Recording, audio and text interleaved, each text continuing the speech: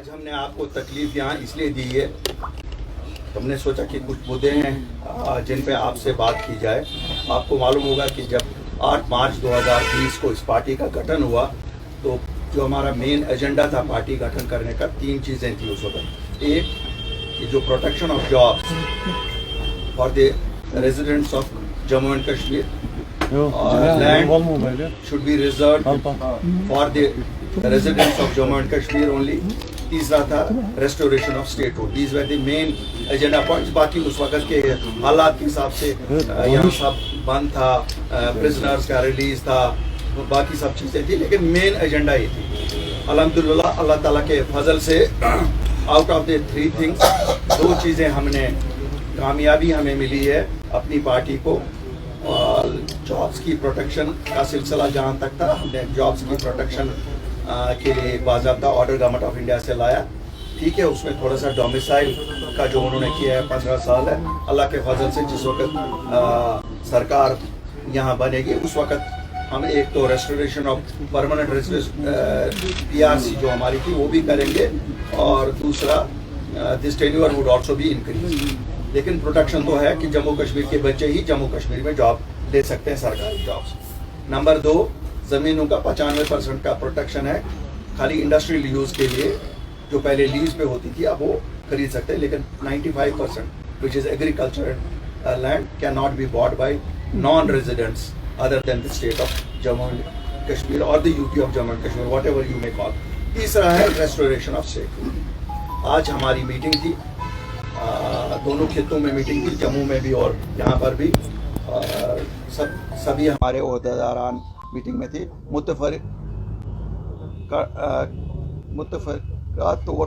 मुतफ़िका तौर पे ये करार पाया कि हमारा एक डेलीगेशन गवर्नर साहब से मिलेगा जो रेस्टोरेशन ऑफ स्टेटहुड के लिए फॉर्मली डिमांड करेगा। बिकॉज आपने देखा होगा पिछले 3 महीने से हम लोगों में हैं, लोगों की तरफ से भी इस डिमांड की तायीद की गई है। हम ये गवर्नर साहब को करना चाहते हैं, और जो गवर्नमेंट है, गवर्नमेंट को हर एक डिस्ट्रिक्ट में हमारी डिस्ट्रिक्ट कमेटियां जाके डिस्ट्रिक्ट मजिस्ट्रेट्स के थ्रू या DCs के थ्रू हम वहाँ से भी फॉर्मली सभी 20 डिस्ट्रिक्ट से ये भेजेंगे। So we want to register and achieve this statehood जो हमसे छीना गया है 5 अगस्त 2019 को। दूसरी जो मेन अहम बात हम आज आपसे करना चाहते हैं कि आपको मालूम है पिछले 3-4 महीने में काफ़ी प्रिवेंटिव डिटेंशंस हुई हैं। पहले कहा गया कि साहब टूरिज़्म का सीज़न है तो हम चाहते हैं कि लॉ ऑर्डर यहाँ ठीक रहे। फिर कहा गया कि यहाँ साहब अमरनाथ यात्रा है, उस पर बड़ी हाइप दी गई। अल्हम्दुलिल्लाह अल्लाह ताला का शुक्र है, मैं अपने लोगों को मुबारकबादी देता हूँ कि जम्मू कश्मीर की लोगों की वजह से कामयाब हुई है यात्रा या टूरिज़्म सीज़न। अमन अमान बिल्कुल ठीक रहा, और जैसा कहा जाता था ये वही अनासर हैं जिन्होंने कभी ये सही तर्जुमानी नहीं की कि जम्मू कश्मीर के हालात ही। उन्होंने हमेशा कहा कि साहब यहाँ तो कुछ होने वाला है, और उसमें हमारी इकॉनमी को भी तबाह करते हैं और हमारे बच्चों को भी परेशान करते हैं। तो काफ़ी सारे बच्चे प्रिवेंटिव डिटेंशन में बंद है। हम आज मांग करते हैं LG साहब और जो ये इंतज़ामिया यहाँ की है कि उन बच्चों को छोड़ा जाए। किसी का बाप 94 में उस थॉट के साथ था जिस थॉट को आज गुनाह माना जाता है। मुझे ये मालूम नहीं, उस वक्त भी गवर्नमेंट ऑफ इंडिया थी, बच्चा पैदा हुआ 2002 में, आज उसको गिरफ्तार किया जाता है। तुम्हारा बाप 94 में था, यार ये तो शादी भी नहीं बाप की हुई थी, उसके बाद शादी हुई, 2002 में वो पैदा हुआ। अब इस बच्चे को सिलेक्शन हो गई, फेयर प्रोसेस से एक सिलेक्शन हो गई, अब उसको नौकरी भी नहीं दे रहे हैं, उसको कह रहे हैं कि साहब क्लियरेंस में कहते हैं साल, और साल भर वो कहाँ जाएगा, किसके पास जाएगा, कोई क्लियरेंस नहीं देता है। तो आज हम ये भी मांग करते हैं this draconian system should and. क्या रिश्तेदार, कोई किसी का रिश्तेदार कहीं मिलिटेंट रहा है उसको भी बंद कर रहे हैं, उसको कह रहे हैं कि नौकरी नहीं तुझे मिलेगी। फिर क्या इन बच्चों को हम फिर इनको को बोलो लाल चौक में एक आजकल उठा रहे हैं, ये लाल चौक को कुछ कर रहे हैं। अब हमें तो मालूम नहीं है, क्यों लोगों से तो पूछते नहीं है। फिर फांसी का एक फंदा बनाए, हम बच्चों को कहेंगे आओ चढ़ो इस फांसी पे, क्यों? उनके लिए तो और कोई फ्यूचर नहीं रखा इन्होंने। उन बच्चों ने अपनी मेहनत से इनके कॉम्पिटिटिव एग्जाम्स में बैठ के कामयाबी हासिल की। अब उनको कहा गया साहब नहीं, आपको क्लियरेंस लानी है। लानी किसे है क्लियरेंस? पहले जिन लोगों से क्लियरेंस लानी है उनको क्लियर होना चाहिए, क्लियर करना भी है या नहीं। उनका तो शायद दिमाग का ऐसा चलता है कि क्लियर ही नहीं करना है। जब नहीं करना है तो या तो अगर कहीं किसी मंदिर पे चढ़ावा चढ़ाना है या मस्जिद पे कुछ दे देना है, वो भी बताएं हमें। हम अपने बच्चों को कहेंगे कि भाई साहब आपको बेड़ू कहीं चढ़ाना है, कहीं पे कोई और चीज़ चढ़ानी है, चढ़ावे में फिर आपको क्लियरेंस मिलेगी। तो ये बूथ मुझे पता नहीं कितना बड़ा है जिस बूथ से ये हम सबको डरा रहे हैं और हमारे बच्चों की जिंदगियां खराब कर रहे हैं। तीसरा, शर्म की बात है, कॉम्पिटिटिव एग्जाम्स कहा जा रहा है ट्रांसपेरेंटली कर रहे हैं। हम मानते हैं, हर एक बात मानते हैं, हम क्या करेंगे। आप लोगों की भी जबान बंदी है, आप बात नहीं कर सकते हो, हम आपकी मजबूरी भी समझते हैं, वरना आप तो चीथड़े निकाल देते इस पूरे सिस्टम के। लेकिन आप भी मजबूर हो, बात नहीं कर सकते हो। इम्तिहान आपने कंडक्ट किया, रिजल्ट आपने निकाला, आपकी गवर्नमेंट, आपका सिस्टम, फिर कहते हो साहब ये तो चोरी थी।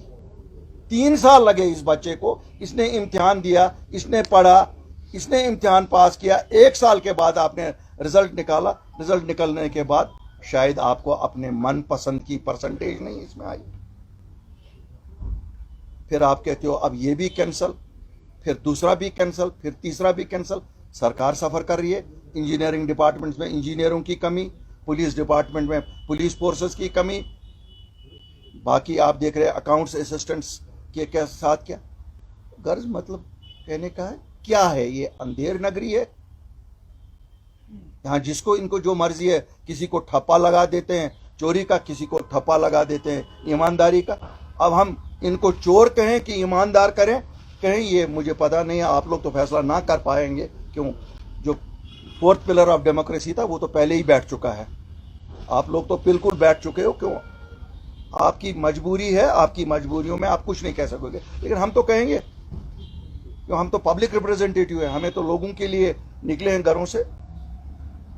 तो मैं आपकी वसातत से समझता हूं आज आप इसको हाईलाइट करेंगे और एक दिन ज़रा करिए, सरकार के ना मानिए, क्योंकि ये हमारे मुस्तकबिल का मसला है। आज इसको न्यूज़ में हेडलाइन भी बनाइए, आज इसको अखबारों में भी हेडलाइन बनाइए, क्योंकि ये आपके बच्चे भी है, ये आपकी स्टेट भी है जिसको हम मांग रहे हैं। ये हम सब के भविष्य का सवाल है, ये हमारी पहचान का सवाल है, ये हमारे उन बच्चों का सवाल है जिनका कोई गुनाह नहीं किया हुआ है। तो मुझे उम्मीद है आज you will do an extra effort to see that this voice is raised with full force. Thank you. Sir आपने बात करी अभी 370 की हम बात कर रहे हैं, आपने कहा कि क्या आपको नहीं लगता कि ये जो अभी प्रॉब्लम है ये अभी सुप्रीम कोर्ट में पहुंच चुकी है, while demanding on such things, आपको लगता है कि ये चीजें रिएक्ट कर पाएंगी और you will get any sufficient answer about your query or your demand? मैं तो देखिए साहब, मैं तो 370 और 35 से सुप्रीम कोर्ट में है, मैंने तो कुछ नहीं उस पर, मुझे मालूम है, मैं जज्बात में नहीं बोलता हूँ, मुझे पता है वो सुप्रीम कोर्ट फैसला करेगा। अल्लाह करे जज साहिबान के दिल में रहम आ जाए, वो वही फैसला करें जो जम्मू कश्मीर के लोग चाहते हैं। तो मैं तो उस पर बात नहीं कर, लेकिन स्टेटहुड तो इनका वादा है, होम मिनिस्टर साहब का वादा है, प्राइम मिनिस्टर का वादा है, कर लीजिए ना रेस्टोर, हमारी पहचान तो रेस्टोर करिए। 2 टुकड़े तो आपने किए, उसको तो हम कुछ नहीं अभी कहते हैं, वो तो सुप्रीम कोर्ट डिसाइड करेगा क्या होगा क्या नहीं होगा। लेकिन ये तो हमारी जायज़ मांग, अगर हम चुप बैठते फिर तो ये जॉब्स की रिजर्वेशन भी नहीं। 370-35A के बाद तो हर everybody was allowed to apply for jobs. लेकिन जब हम लोग निकले, मेहनत की ना, उसी के लिए निकले ना, इसीलिए तो हम पब्लिक रिप्रेजेंटेटिव है। अगर अपनी पार्टी की पहचान आज है, अगर अपनी पार्टी को आज मानता जानता कोई है, वो इसीलिए है ना, क्यों ना हमने 370 का बोझ वहीं रख के फिलहाल नौकरियों को तो बचाया, जमीनों को तो बचाया। तो अब स्टेटहुड तीसरा रहता है मेरा एजेंडा, मैं कहता हूँ वो भी लाऊंगा। 370 जब आएगा फिर उस वक्त 370 मुझे भी मिलेगा, जम्मू वाले को भी मिलेगा, सबको मिलेगा। वो तो कोर्ट करेगा ना डिसाइड। वो इनसे मांगना ना मांगना, ना मैं उन बेवकूफ़ों में हूँ कि मैं कहूँगा कि साहब मैं लाऊंगा।